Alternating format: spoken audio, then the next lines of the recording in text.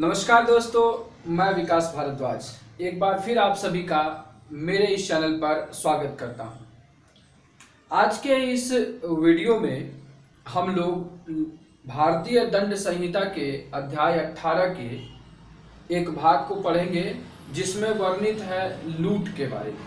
मतलब आज हम लोग लूट क्या है, चोरी कब लूट बनती है, एक्सटॉर्शन कब लूट बन जाती है तथा लूट के दंडों के प्रावधानों के बारे में इस वीडियो में जानेंगे। वीडियो शुरू करने से पहले आपसे गुजारिश है कि इस वीडियो को अंत तक जरूर देखें, क्योंकि वीडियो खत्म होने के बाद आपके लिए इसी वीडियो से संबंधित कुछ ऑब्जेक्टिव सवाल हैं जिसे हल करने के बाद आपकी ज्ञान की जानकारी पूर्ण हो जाती है।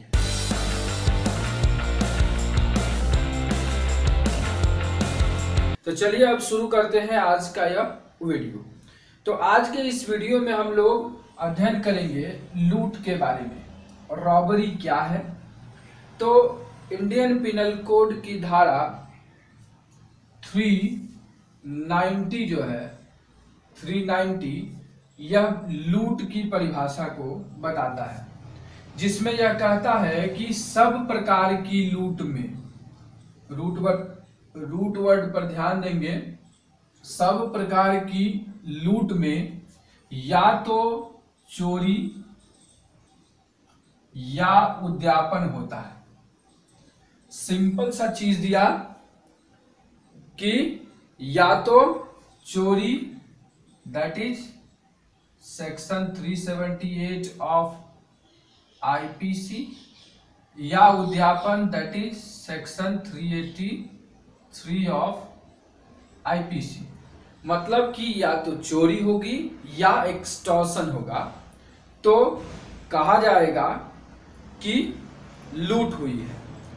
चोरी और उद्यापन, इन दोनों चीजों को समझने से पहले ही मैं आपको उदाहरण देता हूं कि एक घटना विजुअलाइज करिए कि एक व्यक्ति घर में घुसता है और चोरी करता है तथा चोरी का सामान ले जाने के लिए वो आपको बंदूक दिखा करके आपके ऊपर मृत्यु का भय, तत्काल मृत्यु या मृत्यु का भय कारित करता है और वह संपत्ति लेकर के चला जाता है। तो यह क्या कहलाएगा? ऑब्वियसली यह चोरी नहीं है, यह चोरी लूट की श्रेणी में बदल जाएगी। क्यों बदलेगी उसका हम प्रावधान देखेंगे। एक दूसरा उदाहरण लेते हैं। आप हाईवे से गुजर रहे हैं और एक मुंहबंद हथियार लेकर के, मुंह बांध करके अपराधी हथियार लेकर के आपके पास आता है और आपके ऊपर हथियार तान देता है और कहता है कि आप उसके पास जो भी है, चैन वगैरह सारी चीजें जो है वो आप मुझे दे दीजिए, और वह सारी चीजें लेकर के वहां से तत्काल चला जाता है। तो यह क्या कहलाएगा? तो यह भी चोरी नहीं कहलाएगी और ना ही डकैती कहलाएगी, ये लूट कहलाएगी। तो यही कंडीशन है और इसी कंडीशन को आज के वीडियो में हम लोग समझेंगे कि चोरी कब लूट बन जाती है। पहला कंडीशन कि चोरी कब लूट में परिवर्तित हो जाती है। तो इसमें कहता है कि चोरी लूट है, कोई भी चोरी जो है वो लूट है यदि उस चोरी को करने के लिए या उस चोरी को करने में, मतलब करने के लिए या उस चोरी को करने में, उस चोरी से अभिप्राप्त वस्तु या संपत्ति को ले जाने। मतलब कि चोरी करने गए हम कि घर में से रुपया, सोना, चांदी चोरी करेंगे, तो वो अभिप्राप्त वस्तु सोना, चांदी और रुपया हो गया। उसको ले जाने या ले जाने के प्रयत्न करने में, मतलब कि अब ले तो जा रहे हैं, या ले जाने के प्रयत्न में, उस करने में अपराधी उस उद्देश्य से स्वेच्छया, वॉलेंटियरी क्या करता है वो, वॉलेंटरी, अब क्या वॉलेंटरी, संपत्ति को ले जाने या ले जाने के प्रयत्न में वो वॉलेंटियरी क्या करता है, किसी व्यक्ति की मृत्यु, यहां पर रूट वर्ड है मृत्यु, या उपहति या सदोष अवरोध या तत्काल मृत्यु या तत्काल उपहति या तत्काल सदोष अवरोध का भय कारित करता है, तो यह कहा जाएगा कि वह चोरी अब लूट में परिवर्तित हो गई है। यहाँ पर एक थोड़ा सा डाउट होता है कि कभी कदार सब लोग कहते हैं कि चोरी में अगर हम हिंसा का या भय का, बल का प्रयोग कर लेते हैं तो वह लूट हो जाती है, लेकिन यह सब प्रकार की चोरी पर लागू नहीं होता है, लेकिन कुछ एक प्रकार पर यह लागू हो जाता है। उदाहरण करके देखें तो आपको समझ में आएगा कि श्याम एक बागवानी में आम चोरी करने जाता है और वह आम चोरी करते समय उसे माली देख लेता है, तो वह उस आम को जो उसने चोरी की है उसको ले जाने के लिए माली जब उसको पकड़ता है या उसको रोकता है तो वह माली के हाथ को चाकू से काट के और आम ले करके भाग जाता है। तो यह चोरी जो है लूट में परिवर्तित हो गई, क्योंकि उसने चोरी की संपत्ति जो अभिप्राप्त वस्तु है उसको ले जाने के प्रयत्न में जो है उसने मृत्यु या उपहति उस पर किया है।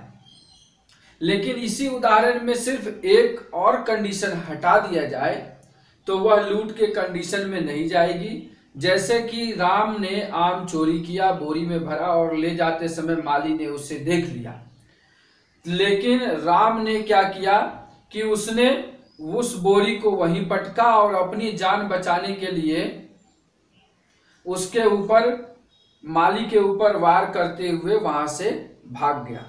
तो इस कंडीशन में यह लूट नहीं कहलाएगी। तो थोड़ा सा नॉमिनल जो कि एक छोटा सा हेयर डिफरेंस है वो होता है, लेकिन मैक्सिमम टाइम में चोरी में जब कभी हिंसा का प्रयोग कर देते हैं तो वह लूट में परिवर्तित हो जाती है। संभवतः आपको समझ में आ गया होगा। आगे अब चलते हैं हम कि एक्सटॉर्शन कब लूट हो जाएगा, मतलब उद्यापन जो है, अपकर्षण भी कहते हैं उसको, यह कब लूट में परिवर्तित हो जाएगा। तो कहता है कि उद्यापन लूट है यदि उद्यापन करते समय भय में डाले गए व्यक्ति की उपस्थिति में, यहाँ आप देखिएगा कि भय में डाले गए व्यक्ति की उपस्थिति है, मतलब वो प्रेजेंट है वहीं पर। एक्सटॉर्शन में प्रेजेंट का कोई मायने नहीं है, वो फोन पे भी धमकी दे करके एक्सटॉर्ट करता है। यहाँ उपस्थिति में क्या कहता है, उस व्यक्ति को स्वयं उसकी या किसी अन्य व्यक्ति की तत्काल मृत्यु या उपहति या सदोष अवरोध के भय में डालकर उद्यापन करता है। मतलब कि उसकी उपस्थिति है, साथ ही साथ वो उसकी ही मृत्यु या उसके किसी सगे संबंधी की जो उससे जुड़ा है उसकी मृत्यु या उपहति या सदोष अवरोध के भय में डालकर एक्सटॉर्शन करता है। और इस प्रकार भय में डालकर भय में डाले गए व्यक्ति को उद्यापन की जाने वाली चीज उसी समय वहां ही परिदत्त करने के लिए उत्प्रेरित करता है, तो कहलाएगा कि उद्यापन जो है अब लूट में बदल गया है। स्पष्टीकरण यह है कि इसमें दो रूट वर्ड है कि जो उद्यापन कर रहा है वो वहां उपस्थित हो, साथ ही साथ वो तत्काल मृत्यु या उपहति या सदोष अवरोध के लिए पर्याप्त निकट हो। तो जैसा कि उदाहरण मैंने पहले ही आपको बताया था कि एक कपड़ा बांध करके मुंह पर व्यक्ति हथियार बंदूक लेकर के आप हाईवे से गुजर रहे हैं और आपके ऊपर वह बंदूक तान देता है और आपको तत्काल मृत्यु का, आपके खुद का भय दे रहा है और आप संपत्ति और सोना चांदी जो भी आपके पास है वो आपसे ले रहा है, तो वो एक्सटॉर्शन लूट में बदल गया। वही चीज यहाँ पर है कि उसकी उपस्थिति भी है उद्यापन करने वाले की और उसका पर्याप्त निकटता भी है, आपसे एकदम नजदीक ही है वो, और आपसे क्या कर रहा है, आपकी जान का, मृत्यु का भय दे करके आपसे आपकी संपत्ति जो भी है, सामान वगैरह आपसे ले रहा है। तो यह इस प्रकार का एक्सटॉर्शन जो है वो लूट में परिवर्तित हो जाता है। दोनों तरह के डिफरेंसेस मैंने बता दिए कि कब चोरी लूट होती है और कब उद्यापन लूट होता है। अब इस प्रकार का अपराध हो गया तो अपराध की सजा जरूर होगी।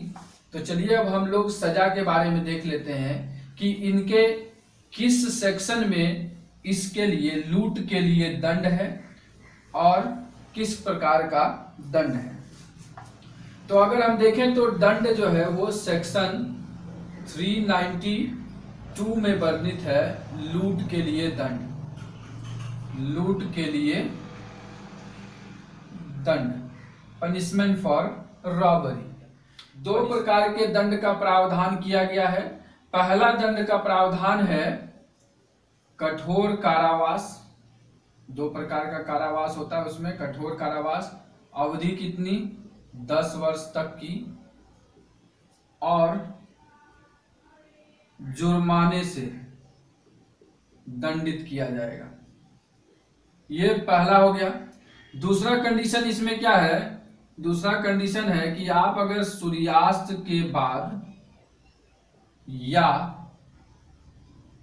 सूर्योदय से पहले लूट के अपराध में लूट का अपराध करते हैं तो ये 10 वर्ष वाला कंडीशन बढ़ के 14 वर्ष तक की सजा हो जाती है। तो ये हो गया आपका सेक्शन 392, जिसमें लूट के लिए दंड का प्रावधान है। दो प्रकार के दंड दिए गए हैं। दिन में अगर लूट हो रही है, ग्रेविटी कम करके 10 साल का सजा, रात में अगर हो रही है तो उसकी ग्रेविटी थोड़ी ज्यादा कर दी गई है। इसके बाद आते हैं तो इंपॉर्टेंट सेक्शन लूट का है, सेक्शन 393। क्या है, लूट का प्रयत्न करना, लूट का प्रयत्न करना, पनिशमेंट इंपॉर्टेंट नहीं है। इसके बाद सेक्शन 394 इंपॉर्टेंट है, जिसमें क्या है, लूट करने के लिए स्वेच्छा उपहति कारित करना। तो 394 में क्या है, स्वेच्छा उपहति कारित करना लूट के लिए, ये इसका पनिशमेंट 394 में दिया हुआ है। तो लूट से संबंधित और भी जो है 2-3 धाराएं हैं जो कि लूट और डकैती दोनों से मिलती है, तो उसको हम डकैती वाले वीडियो में कवर करेंगे। तो लूट के वीडियो में आज हम इतना चीज ही जानते हैं। अब आपको आगे कुछ इसी वीडियो के आधारित कुछ ऑब्जेक्टिव प्रश्न दिख रहे होंगे, उस प्रश्न को आप हल करें और उस प्रश्न का जवाब देकर के देखें कि इस वीडियो से आप कितना कुछ सीखे हैं।